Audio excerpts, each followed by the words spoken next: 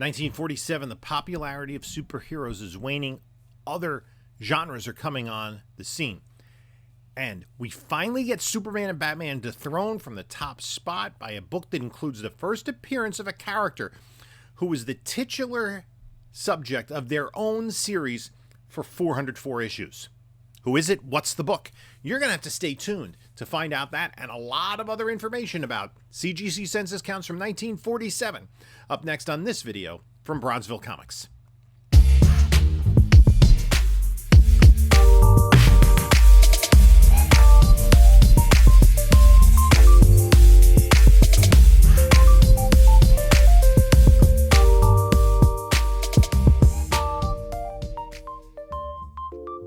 Hello, panelologists. This is Jim from Bronzeville Comics coming to you with another video. And before we get started, please like, comment, subscribe. Check out the description of this video for links to my Instagram, whatnot, eBay store, and email. Got all that sort of stuff out of the way. I've been doing this list. What did we start with? I started with pre-1930 something, right? I think pre-1934. So this is like the 14th entry on the list. We've been going year by year through the CGC census count. And guys, if you like these videos, please give it a like, comment below. Let's get the algorithm, because I know people are enjoying this series that are watching it, and I'm sure others will be interested as well. And it's not something that really is time sensitive. It's not the hot books of the week. These are books that are established keys and that have been submitted over the course of the last couple of decades plus to CGC. Now, that being said, we're seeing a little bit of a shift in 1947 away from superheroes. Right? Some of these heroes that premiered in the Golden Age are starting to go away. The tone of the books is changing. DC's still holding strong. And they would be the only one to really hold on and weather the storm through into the Silver Age. And it's going to be interesting to see what happens over the next decade in terms of these counts. But we're going to see a couple of new genres and the first issues there. And number one is an interesting one because it's first appearance. And the character whose first appearance is in the book that's most submitted to CGC from 1947 had their own series that ran for 404 issues. I'm not going to put that book in the thumbnail, so see if you can guess what it is by the time I get to it. So we're going to jump right in.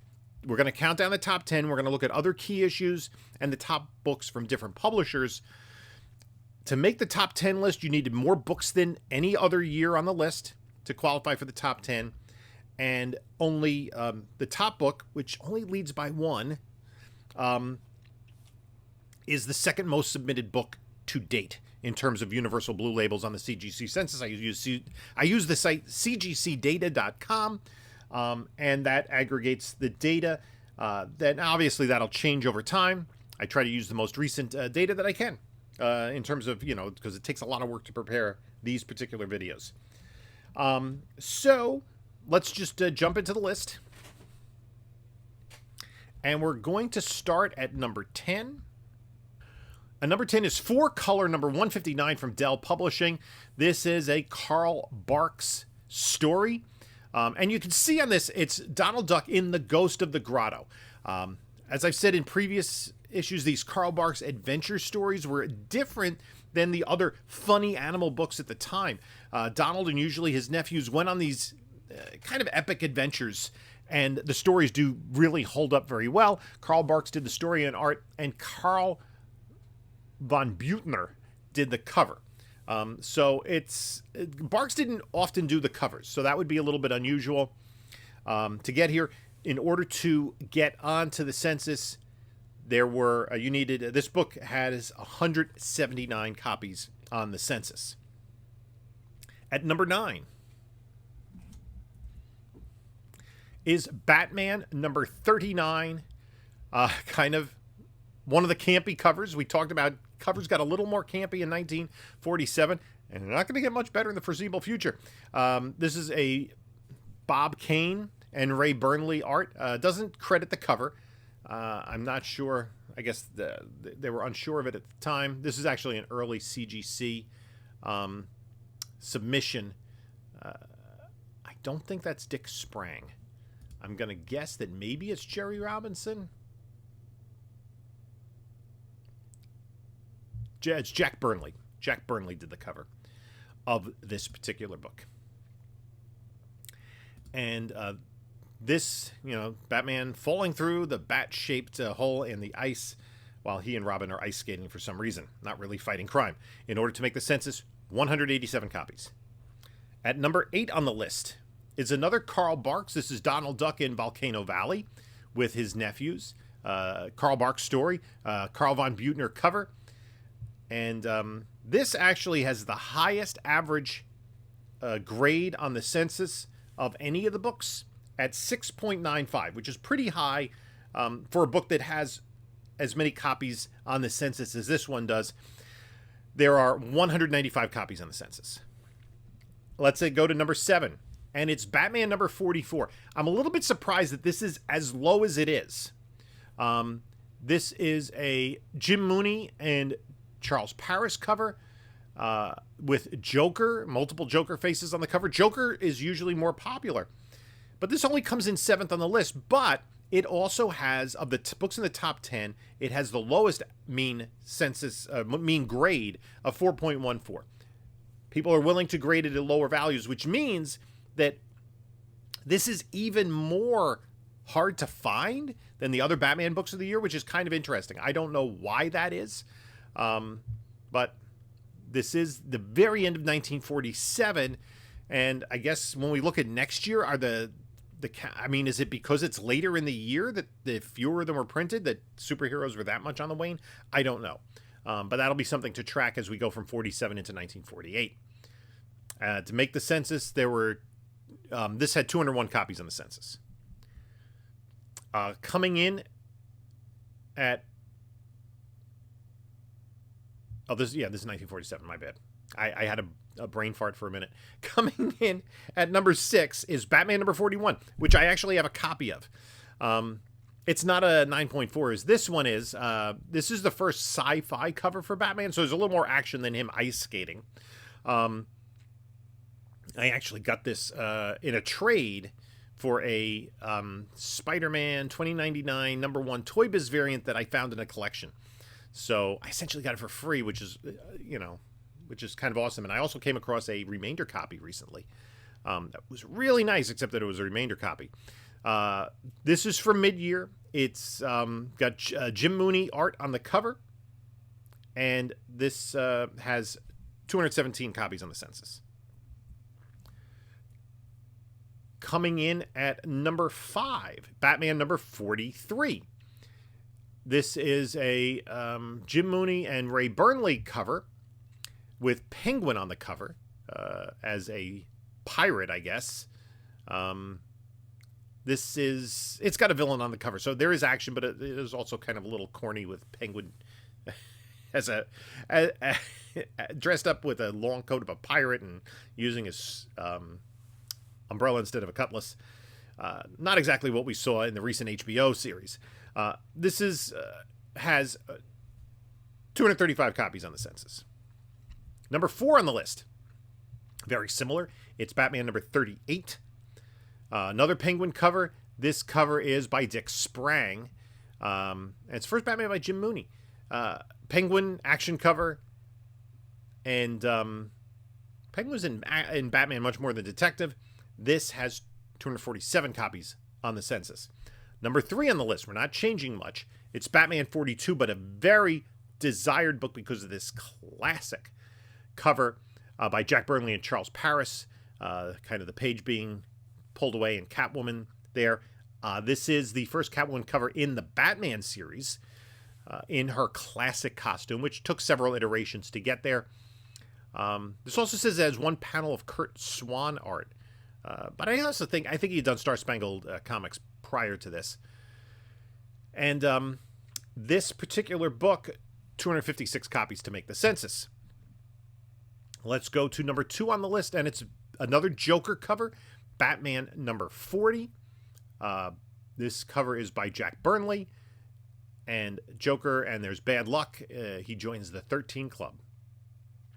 So not only is he walking under a ladder, but he has a black cat walking in front of him, and he's breaking a mirror. And he's reading the Daily Bugle.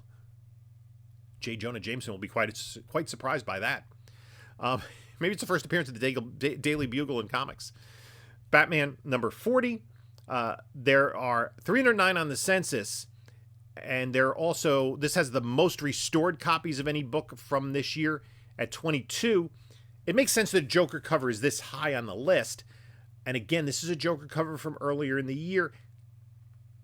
I'm not sure, I want to see the trend as we go to 1948, why the other Joker cover is that much further down on the list with like 100 less copies.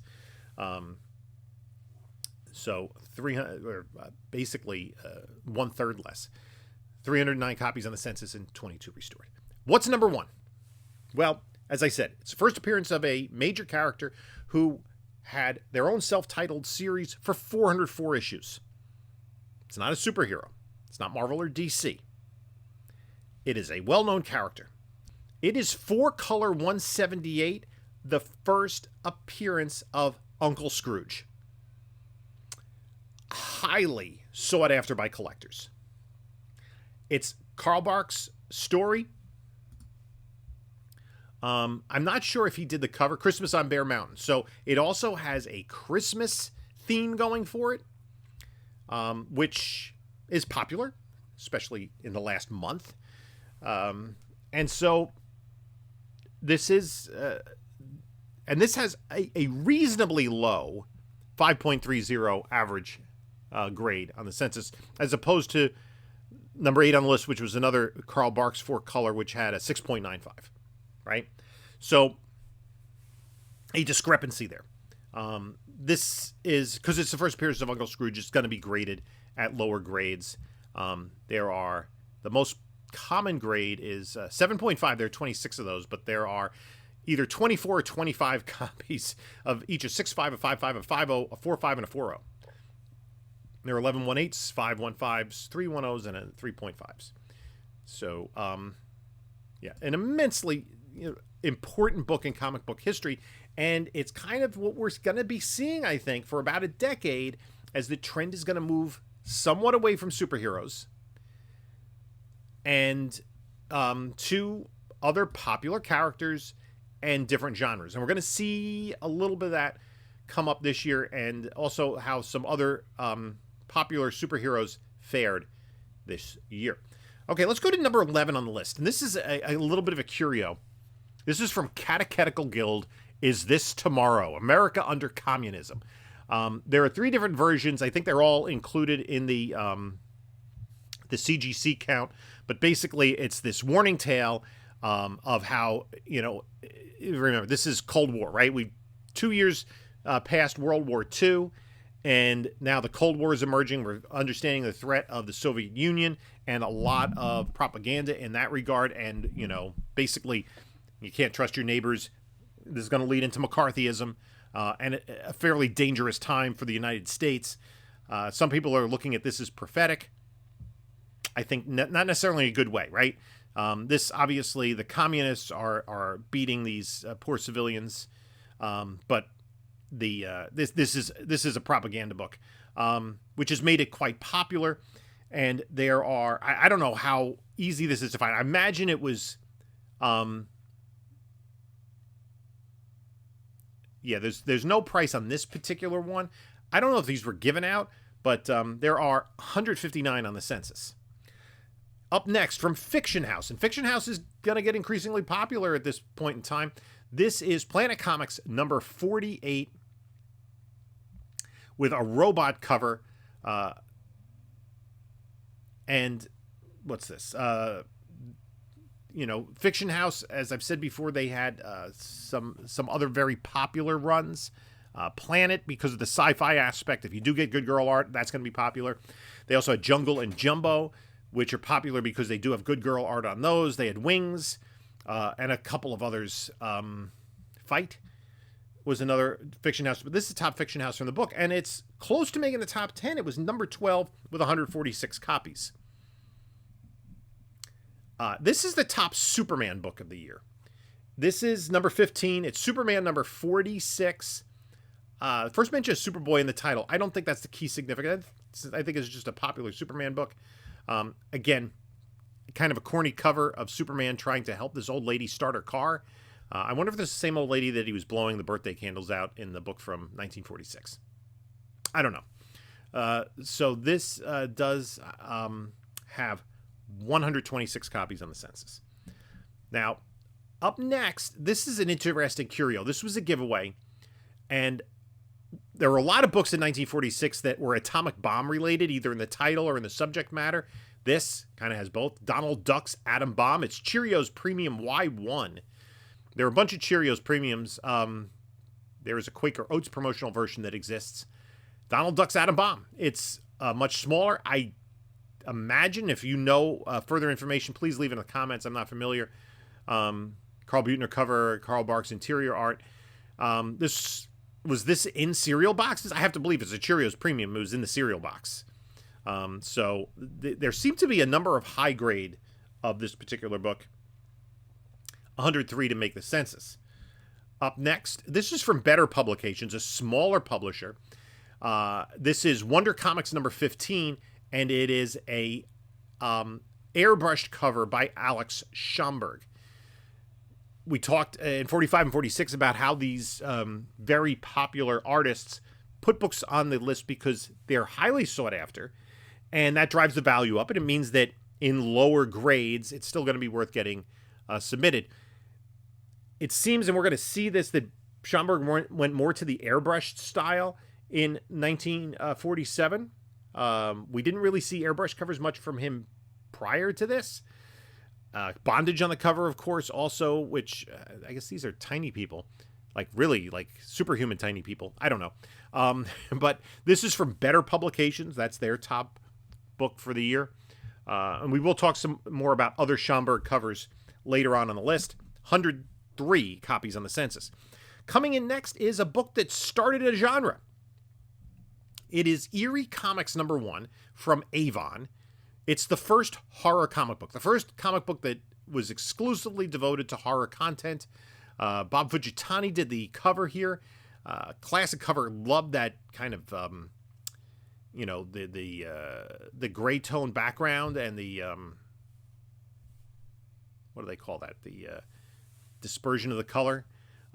Really a classic book. And we're going to see horror is going to be a major player for the next, 8 years in comic book collecting.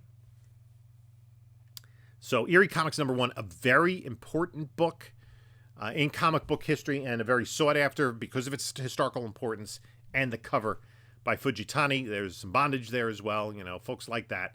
And that was stuff that was denoted all the way back in the Overstreet price guides when I was growing up. So it's always been something of that. To make the census, there are 99 copies of this on the census. Up next, the top book from Fox Feature Syndicate. No surprise, it's a Phantom Lady book. Phantom Lady number 15, Matt Baker cover. Right? The Matt Baker Phantom Lady covers are going to be quite popular. This is issue number 15. And in this one, she's injected with experimental drugs, a morgue cover.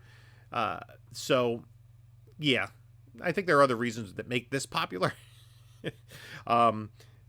This is 36th on the list, and there are 88 copies of this on the census.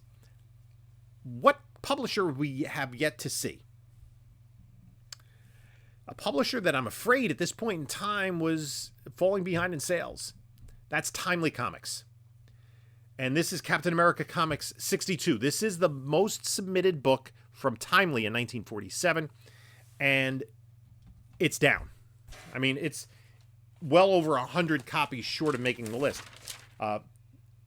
There were 88 copies of the top Timely book in 46, 92 in 45, and just 79 in 44, but they were close to the top. Submariner Comics was canceled in this year. So Captain America would hold on for 2 more years, 1949, and the run of superheroes at Timely was over. Until, other than some brief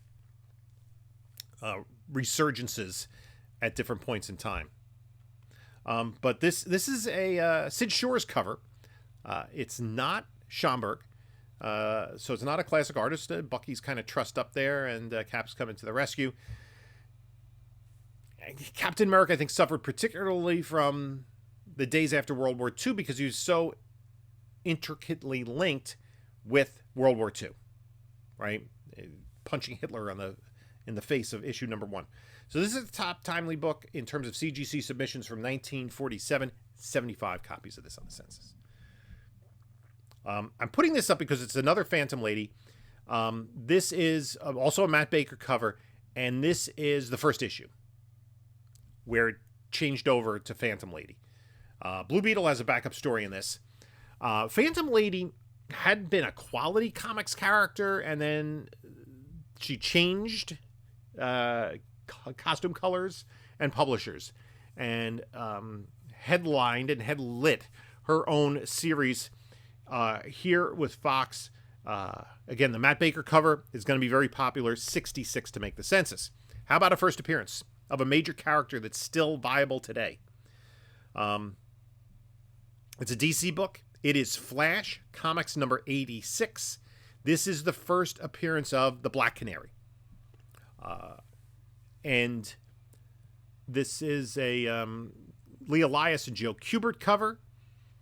Black Canary doesn't appear on the cover of this one. She is included in the Johnny Thunder story, and within a year kicked him out of his own title. But DC's superheroes held on longer than a lot of other publishers. Really, DC Quality and Fawcett held on to the superhero genre.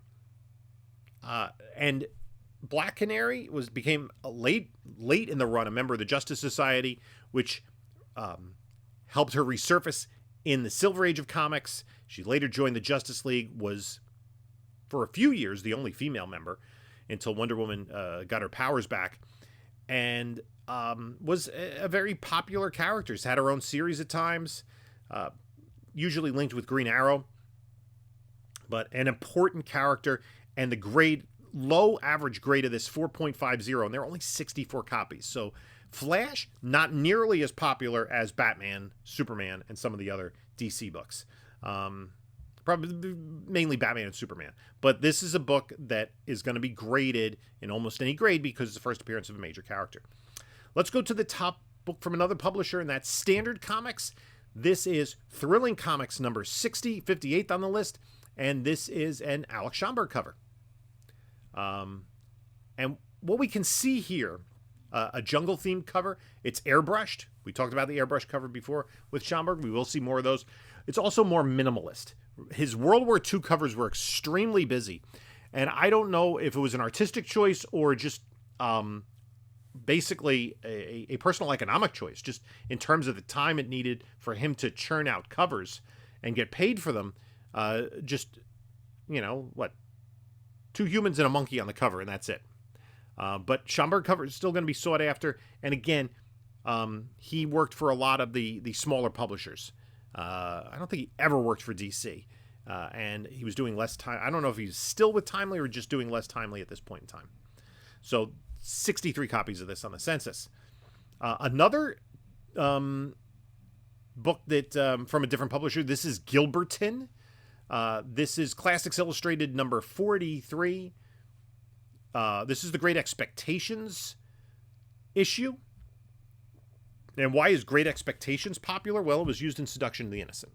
Yeah, Werther mentioned this in Sodi as the men struggling on the cover, and one is chained up, and also there's a character who is has a knife that's threatening the young boy on the first several pages of this comic. So, I think Werther was trying to juxtapose this being a classic work of literature that was befouled by the comics. So that's why this makes a list, because people do collect books that are mentioned in Seduction of the Innocent. A book that's not mentioned in the Seduction of the Innocent. This needed 61 copies to make the Census. A book that's not mentioned in Seduction of the Innocent, but is the first appearance and a cover appearance of a major character. This is Marvel Mystery Comics number 82, and this is the first appearance of Namora. And you see her on the cover. This is a character that has lasted into the present day. And who did this cover? This is a Bob Powell cover. So I think it's a pretty awesome first appearance. So we're seeing a couple of female first appearances that are coming out this particular year. You're not getting a lot of superhero first appearances at this point in time, you're getting some minor villains that were resuscitated in different forms. But in terms of a superhero that has been used, and she was in the Black Panther 2 movie, this also needed 61 copies to make the census. Well, the publisher that is going to be taking over the comic book industry in just a couple of years, this is EC Comics, and this is their most submitted book from 1947. It's covered by Johnny Craig, who is a popular artist of pre-code horror, but it's an EC Comics that is not pre-code horror. It's Moon Girl and the Prince, #1. It's the only issue, and it's, I guess, more sci-fi related. Yeah, than the usual EC fare. EC obviously had weird science, and you know, they did have a science fiction presence, but this is more kind of straightforward Flash Gordon kind of science fiction. But EC was still figuring it out. That being said, compared to a lot of other publishers, including some major publishers, some very major publishers, this is a fairly highly submitted book.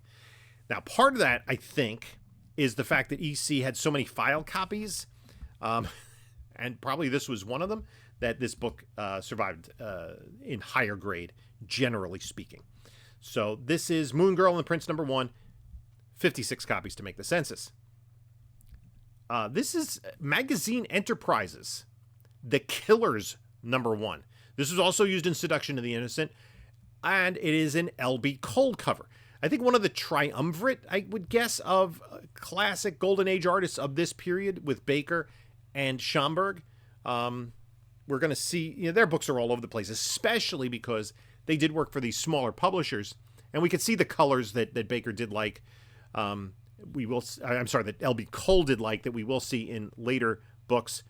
This only a 4.88. And anytime you're under 5, for a mean grade, that is a book that's going to be submitted in lower grades. And so there are 53 copies of this on the census. Classic cover artist, let's keep it going. From Leader Enterprises, this is 7 Seas Comics #6 with a Matt Baker cover.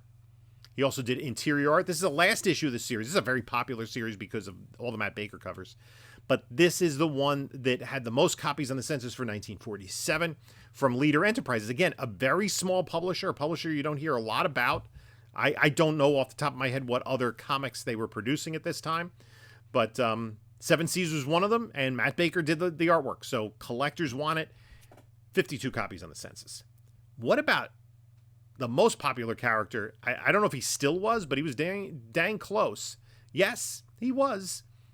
And this publisher is all the way down here, 88th on the list. And this is Captain Marvel Adventures #79 with a CC Beck cover. In this issue, Captain Marvel presents the world's worst actor, who kind of looks like Frank Morgan. Did you know Frank Morgan was only 48 years old when he did The Wizard of Oz in 1939? Maybe he was 49. He was born in 1890, so he was probably 48 when he made the movie. Anyway, this is a key. It's the first appearance of Mr. Tawny, the Talking Tiger. And you've only got a talking tiger really in the kind of fantastical world of Captain Marvel, which was much more whimsical, but it still says in the upper left-hand corner, let's take their word for it, that this has the largest circulation of any comic magazine. That being said, this particular issue only comes in at 88th on the list, 51 copies on the census. Let's look at another publisher and another classic cover by a classic cover artist, and we can see that the trend here.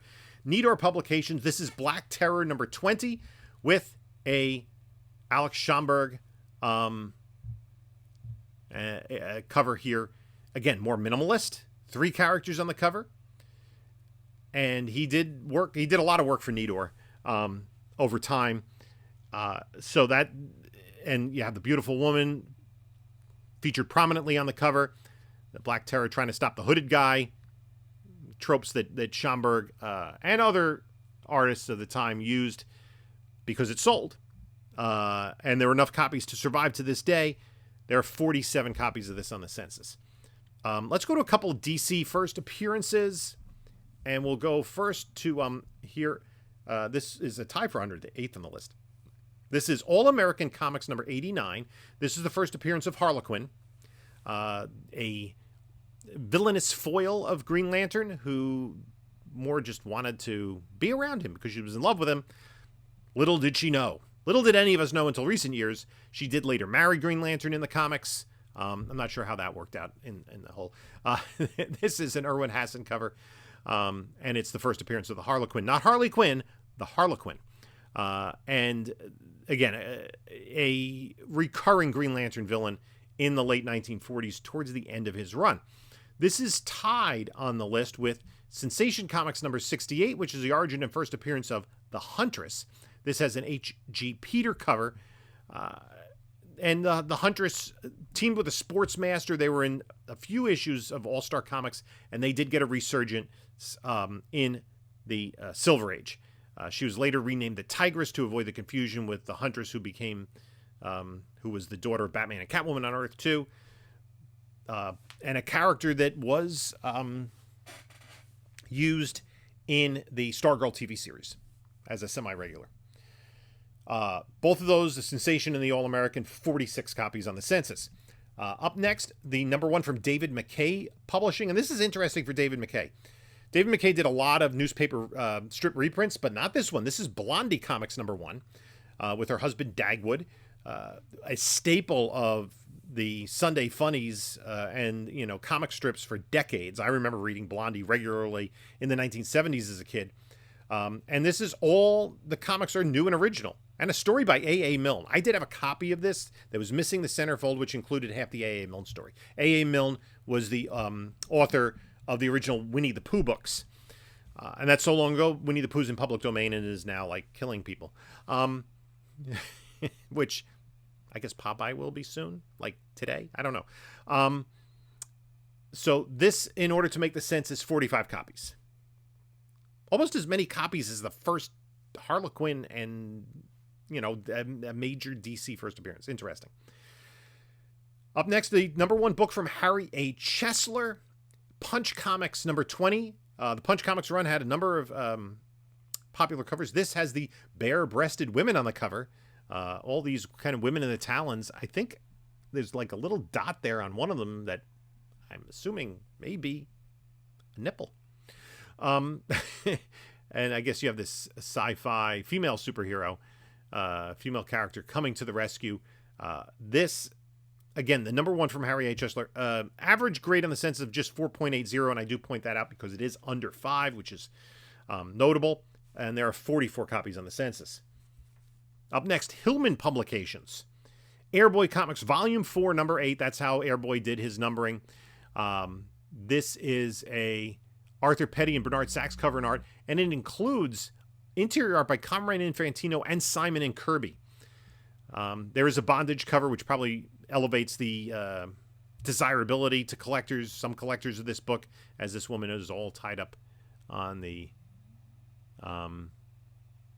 Take off the plane off blindfolded. Little does he know that she's tied to the propeller.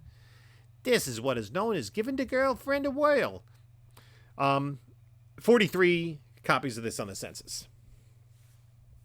From 4-Star Publications, another small publisher, and you can kind of look at this, and if you've been watching the videos and know a little bit about Golden Age art, this should jump out to you as an L.B. Cole cover.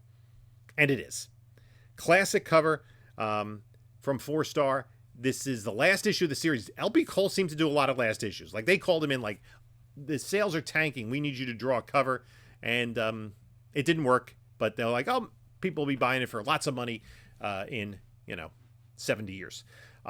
So this Captain Flight Comics number 11 is tied with another publisher that we talk a lot about, and that's Archie Publications, formerly MLJ. Archie Comics number 29.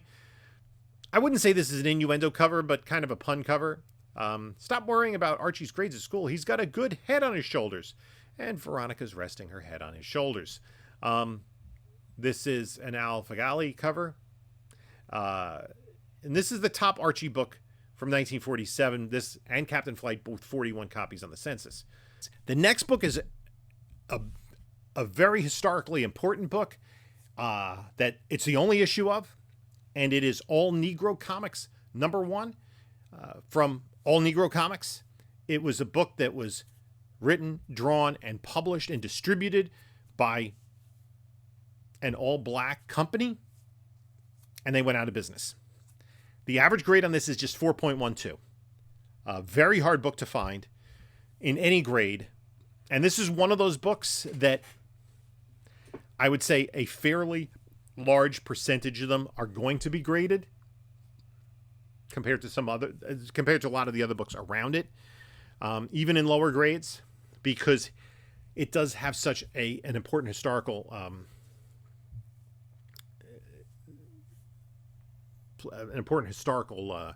place. Richard from Bronze and Modern Gods had gotten a copy, and he spoke to the importance of this book. And they were kind of forced out because they couldn't get paper, right? After, I guess, distributors in the South didn't want, and they even had to charge 15 cents for this. Every other comic is pretty much 10 cents, other than double-sized, which are 25. They were just put out of business because they were all Negro comics. That's exactly what it is. 34 copies on the census. From Ace Periodicals, Super Mystery Comics, Volume 6, number 4. This is an Alchemy cover. Kind of a horrific, action-packed. See the adventures of Bert and Sue. Suddenly a meat cleaver screamed through the air at them. Super Mystery Comics, this is, let me just get the Volume 6, number 4. 33 copies on the census. Up next, a very popular publisher, one that lasted almost until the Silver Age, until they got bought out by DC. And this book continued into the 1970s with DC. It's Black Hawk number 14, a cover by Reed Crandall from Quality Comics, the top Quality Comics book of the year. That has as many copies, a couple of these others that we're going to talk about. Which another one here is Brenda Starr, number 13. I'm not sorry, Brenda Starr. This is number 13. This is the first issue of Brenda Starr. Brenda Starr was a newspaper strip of a female reporter that lasted from 1940 to 2011. There was a terrible, from all indications, I haven't seen this movie, a terrible 1989 film starring Brooke Shields that struggled to get released. There were rights issues. There was also the fact that seemingly it was really a bad movie. I now have to watch this movie. I might have to watch this. It's going to be too late before I go to bed. I have to make sure it's on my list so that I can watch this movie. Also had Timothy Dalton and somebody else that I can't remember. There were other names in it. Was not well received by critics, by the audience. I think its opening weekend it made $30,000. Nobody saw this movie. I remember Siskel and Ebert reviewing it. They were not kind. This is the top book from 4-Star. Another DC key, minor key, Star Spangled Comics number 69. Robin on the cover, drawn by Win Mortimer, black cover. This is the first appearance of Tomahawk, who was a character who was a Revolutionary War hero. He was in Star Spangled Comics until the end and had his own title into the 1970s. I think it ran for over 100 issues. And then one more book. This is Magazine Village's top book from 1947 with a Jack Cole cover. Jack Cole, the creator of Plastic Man. This is True Crime Comics. It's an injury to eye panel and a hypodermic needle panel, and it was used in Sodi, Seduction of the Innocent. So that makes it collectible. Each of those 31 copies on the census. And this is also an early crime comic. Shows this guy getting shot in the back and then somebody in prison.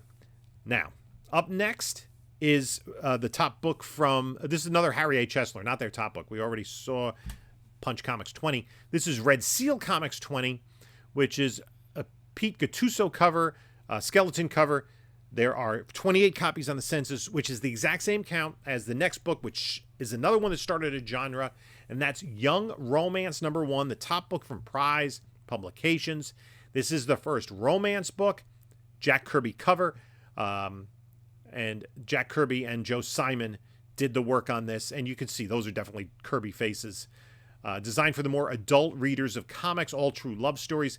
Kirby and Simon were constantly reinventing themselves at this point in time. They were pretty much done with superheroes, and they started the romance genre, which was immensely popular pretty much into the 1970s. 1970s were kind of the last days of the romance comic. Up next is the top book from Harvey Publications. It's Terry and the Pirates, #3, which also includes Simon and Kirby art, because this is a change in title from Boy Explorers, and there is a Boy Explorers in this book. I guess Boy Explorers wasn't popular enough. Obviously, Milton Caniff, the creator of Terry and the Pirates, a long-running, very popular comic strip, did the cover with Dragon Lady on the cover, and this is the first appearance of Dragon Lady in comics. So this is Terry and the Pirates, #3, 26 copies on the Census. Lev Gleason, they published Boy Comics, they published Daredevil, but the one that collectors want is this Charles Bureau cover of Crime Does Not Pay, issue number 51, where the woman is buried. Sorry, we can't make this a weekly mag, which thousands of letters have asked for, but Crime Does Not Pay does become a monthly beginning with this issue. The magazine with the widest range of appeal. A sensational book, more than 5 million readers. Think about that now, 5 million readers. That's the out of 5 million copies. 5 million copies that were distributed, 24 have made it to the Census. These books, there's a reason they're so valuable, is they did not survive. You know, nobody was taking these off the rack and putting them in bags and boards back in 1947. And for something to survive in a 9.4, this came from the Promise Collection, that is exceedingly remarkable. But of course, we're seeing crime comics, which kind of rose in conjunction with pre-code horror. Another book, and this doesn't really have key significance. It does have an H.G. Peter cover. It's from DC. Sensation Comics #64. But I thought this was notable, and I'm not sure why. It's 314th on the list. And I made note because the average grade of this book is 4.49, which is really low. Like, this book is being submitted.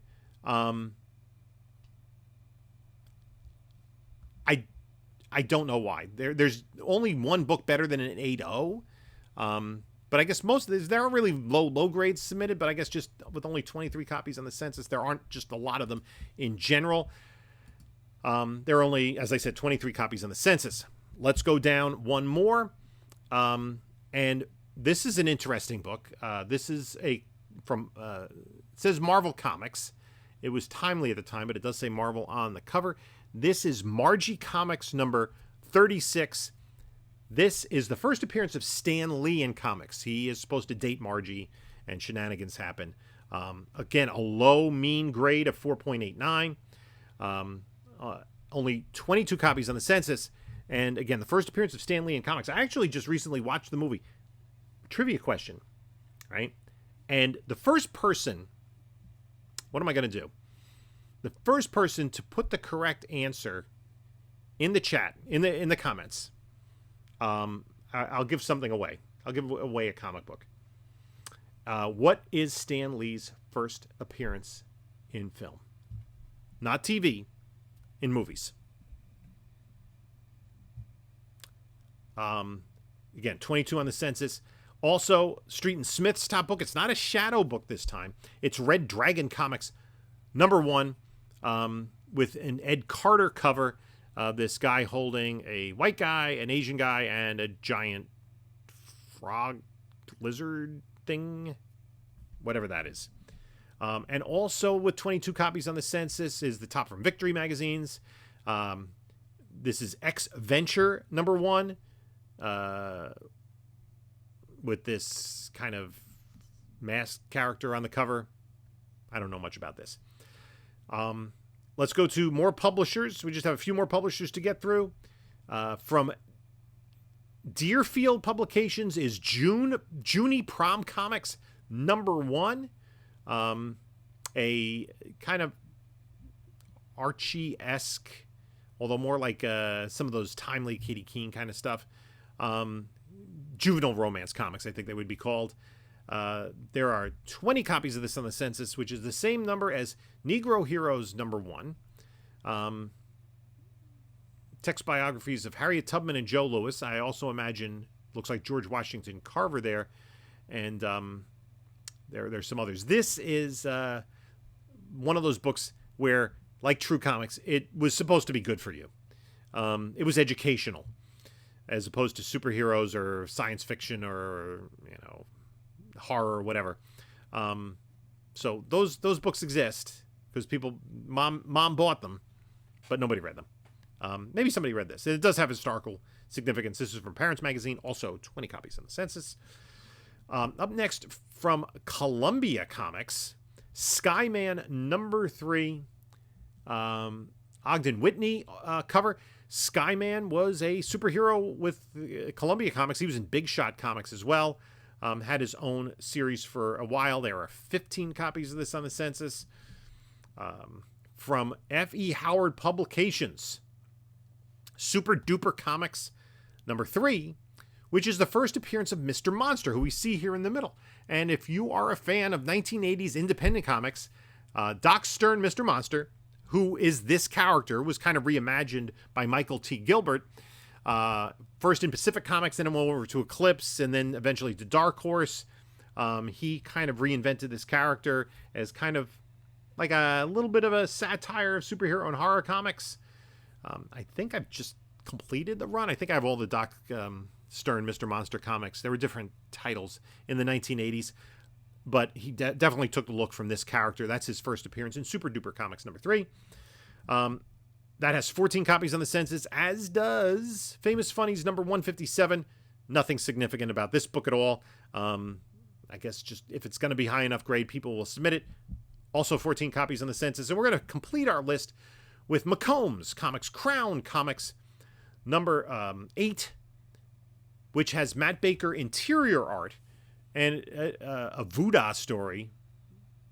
Not exactly sure what that means. But Crown Comics #8 from McCool's. There are 12 copies on the census. So once again, a lot of books to go through. A lot of different publishers in 1947. We're seeing the Disney books being elevated. Because people love to collect Carl Barks, and there were a lot of those. You know, you see, obviously, the Carl Barks Donald Duck. You're not seeing Mickey Mouse and other stuff on the list. Superheroes, kind of struggling a little bit. And your three big cover artists, L.B. Cole, Matt Baker, and Alex Schomburg going strong. Schomburg going to airbrushed. And I think also a more minimalist style. So thank you for stopping by. I do appreciate it. Hope you enjoyed this list. You can take a look at a couple of my other videos here. And this is Jim saying, until next time, enjoy your comics.